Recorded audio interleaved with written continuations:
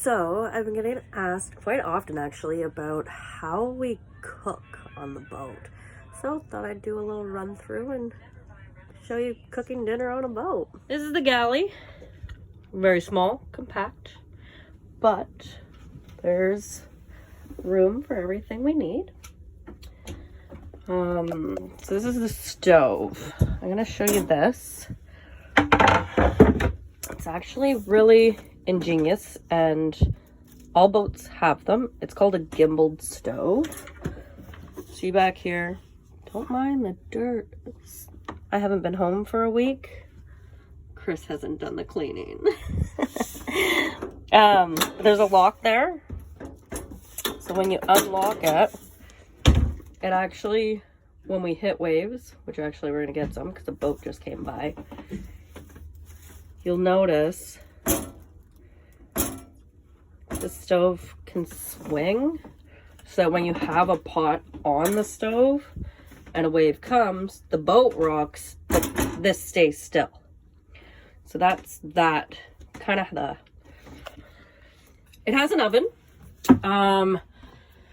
So this is an alcohol stove. So how it actually works, we don't have propane that runs to the stove. What we have are kind of like if you think big fondue.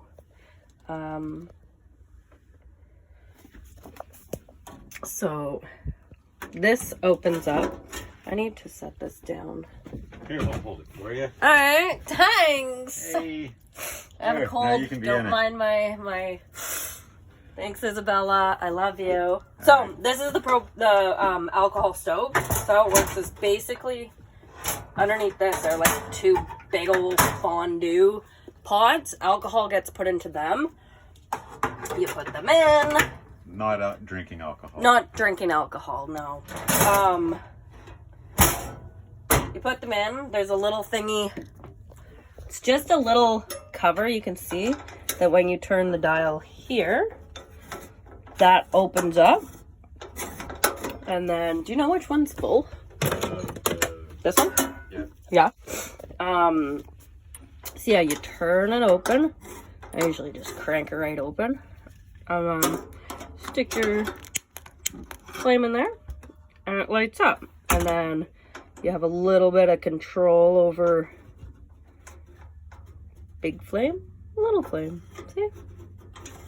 So that means that we won't ever have like a propane leak where, you know, propane's just continuously leaking in. It's never gonna happen. Never gonna happen.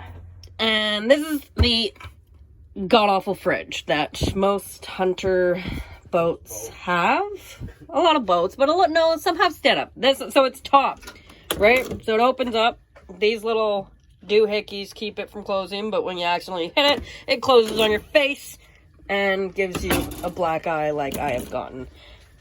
So this is the little like ice box, and it gives the fridge itself the coolness. This is our little, make sure our fridge is still cold without having to open it.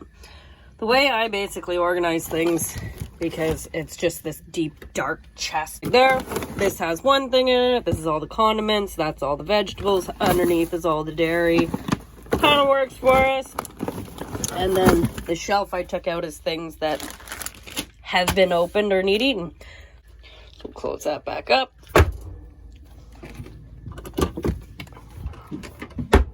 Put all the stuff you need. What did you want?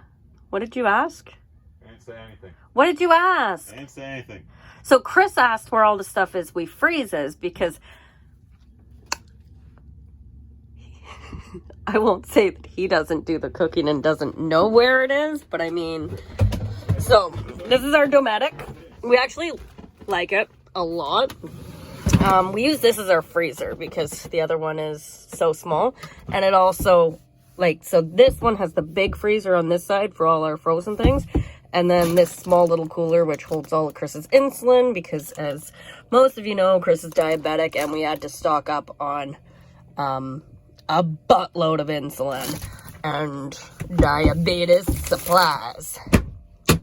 If you want, we'll do a short little video on Chris and his diabetes. this area is where the dry storage goes. So all of our grains, all of our, I thought I put a clip on that. Oh, I did, it fell off. Grains and pastas.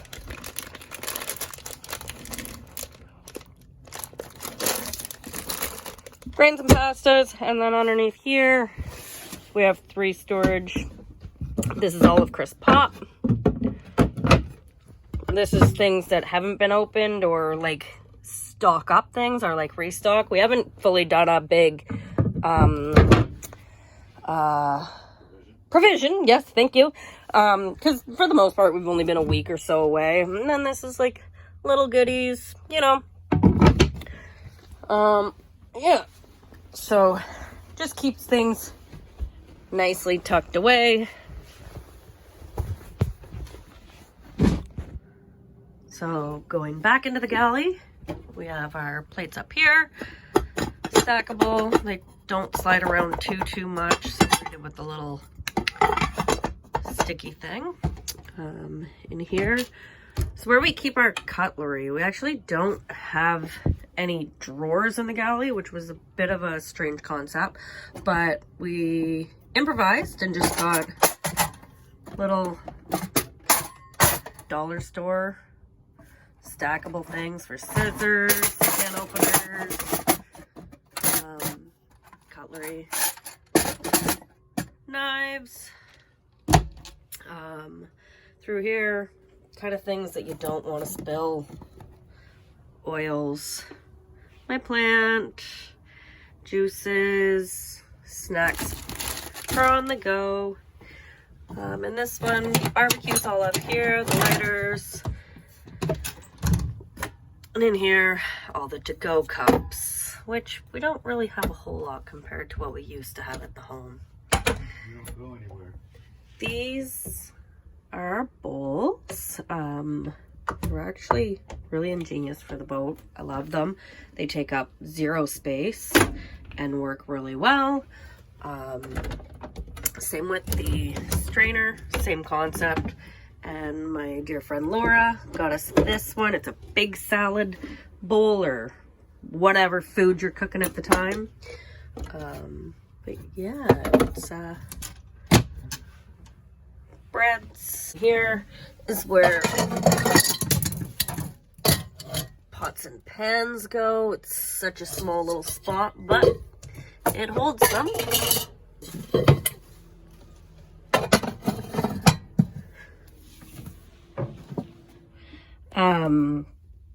We do have running water. When we need it, when we come over to our panel, we turn on the water pressure. If we haven't been running the engine, then we'll also turn on the water heater. But because we did some motoring today, we actually don't need to. We'll turn on the taps and it's like so hot. Lastly, and my least favorite thing of all things, is the depths of despair. We call it the hole. So it's got El Hoyo. El Hoyo. All right, yeah. So there is bowls and Tupperware and my tea kettle and spices and just every miserable thing that gets thrown into El Hoyo. Tonight's dinner is Mongolian beef, and I just have my little setup of the things we're gonna use. Let's get started. Thinly sliced beef into strips.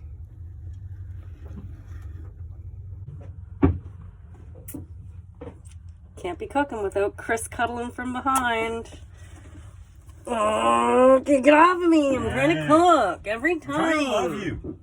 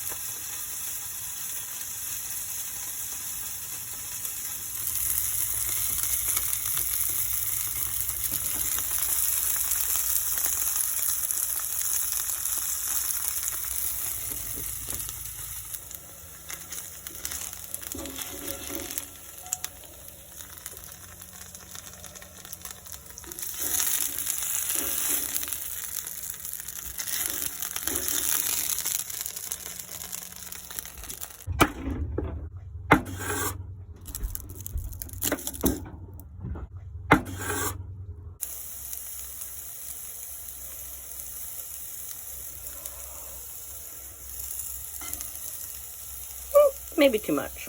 What? Brown sugar. Nah, I like it. We're not diabetic right now.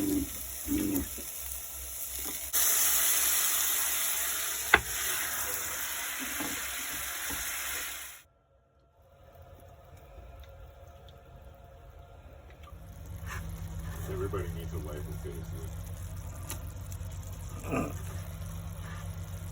You're much happier.